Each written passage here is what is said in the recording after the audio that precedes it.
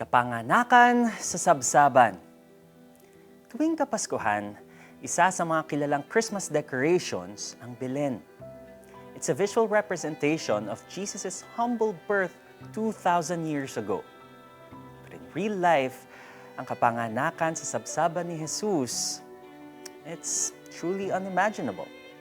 Isipin mo na lang si Jesus na anak ng Diyos ay ipinanganak sa Sabsaban. Isang lalagyan ng pagkain ng farm animals. Nowadays, for safety purposes, hindi na ini-encourage ng maraming tao ang manganak sa ibang lugar maliban sa ospital. If we'll reflect more on Jesus' birth, we'll discover that there is so much to learn from it. Here are two things we can ponder. One, Jesus in His humility is with us. Jesus, the Son of God, was born in this world to carry out God's plan to save us from sin.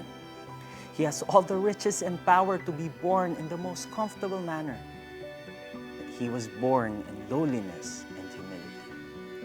That humble scene will always remind us that in our emptiness and weakness, Jesus Christ is with us and for us.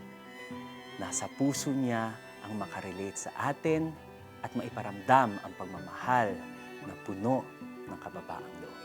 Number two, Jesus gives us hope. Jesus' humble birth in the manger is a message of hope for all of us.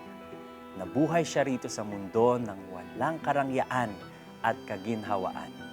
Pero hindi ito naging hadlang para hindi siya magtagumpay sa kanyang misyon, na tayo mailigtas at mabigyan ng buhay na walang hanggan. Makakaasa tayo na anuman ang ating pagdaanan, makakarating tayo sa katuparan ng kanyang magandang plano para sa ating buhay.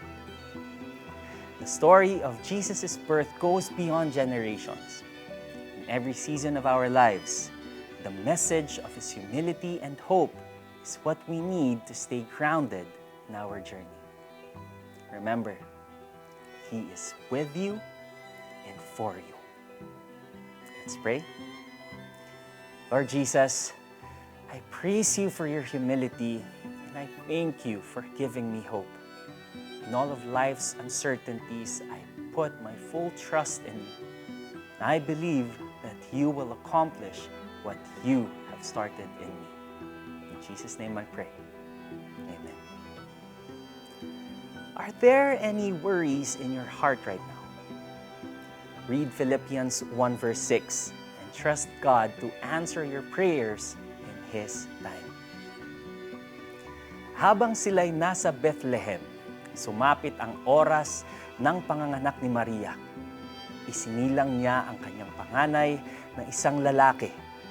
Binalot niya sa lampin ang sanggol at inihiga sa isang sabsaban, sapagkat wala ng lugar para sa kanila sa bahay panuluyan.